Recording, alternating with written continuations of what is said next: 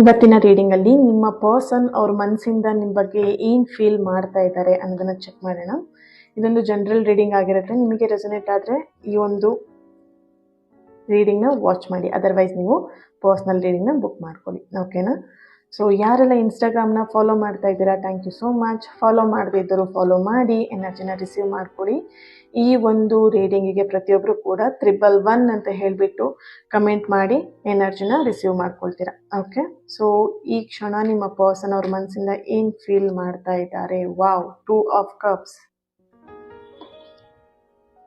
Night of pentacle, the emperor. Okay, so current ಎನರ್ಜಿಲಿ ನಿಮ್ಮ ಪರ್ಸನ್ಗೆ ಈಗೋ ಅನ್ನುವಂಥದ್ದು ಜಾಸ್ತಿ ಇದೆ. ಸೊ ಆ ಈಗೋದಲ್ಲೂ ಕೂಡ ಪ್ರೀತಿನ ಅವರು ಬಿಟ್ಕೊಡ್ತಾ ಇಲ್ಲ. ಓಕೆನಾ? ಸೊ ಅವ್ರಿಗೆ ಎಷ್ಟೇ ಈಗೋ ಇರಲಿ, ಅವ್ರಿಗೆ ಎಷ್ಟೇ ಕೋಪ ಇರಲಿ, ಅದೇನೇ ಆಗಿರಲಿ, ನಿಮ್ಮ ಜೊತೆಗೆ ಅವ್ರು ಇರಬೇಕು, ನಿಮ್ಮ ಜೊತೆಗೆ ಅವರು ಕಾಲವನ್ನು ಕಳಿಬೇಕು, ನಿಮ್ಮ ಜೊತೆಗೆ ಲೈಫ್ನ ಲೀಡ್ ಮಾಡಬೇಕು, ಈ ರೀತಿಯಾಗಿ ಅವರಿಲ್ಲಿ ಫೀಲ್ ಮಾಡ್ತಾ ಇದ್ದಾರೆ ನಿಮ್ಮ ಬಗ್ಗೆ.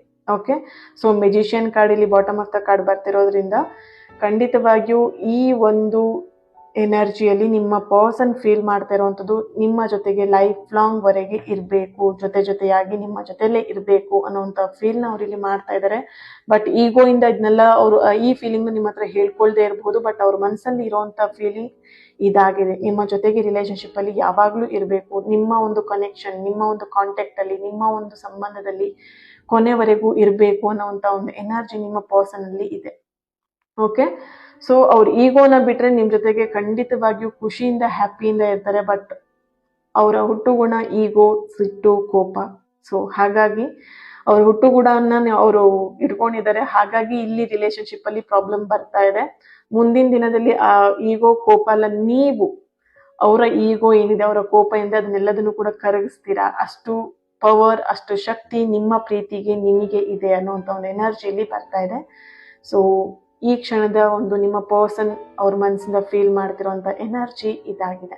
ಓಕೆ, ನಾಳೆ ರೀಡಿಂಗ್ ಅಲ್ಲಿ ಸಿಗ್ತೀನಿ. ಪ್ರತಿಯೊಬ್ರು ಕೂಡ ಈ ಒಂದು ರೀಡಿಂಗಿಗೆ 111 ಅಂತ ಹೇಳ್ಬಿಟ್ಟು ರೆಡ್ ಹಾರ್ಟ್ ಮಾರ್ಕ್ ಅನ್ನ ಹಾಕಿ ಎನರ್ಜಿನ ರಿಸೀವ್ ಮಾಡ್ಕೊಳ್ಳಿ. ಚಾನೆಲ್ನ ಈ ಒಂದು ಇನ್ಸ್ಟಾಗ್ರಾಮ್ನ ಫಾಲೋ ಮಾಡಿ, ಲೈಕ್ ಮಾಡಿ, ಶೇರ್ ಮಾಡಿ. Okay, thank you. God bless you.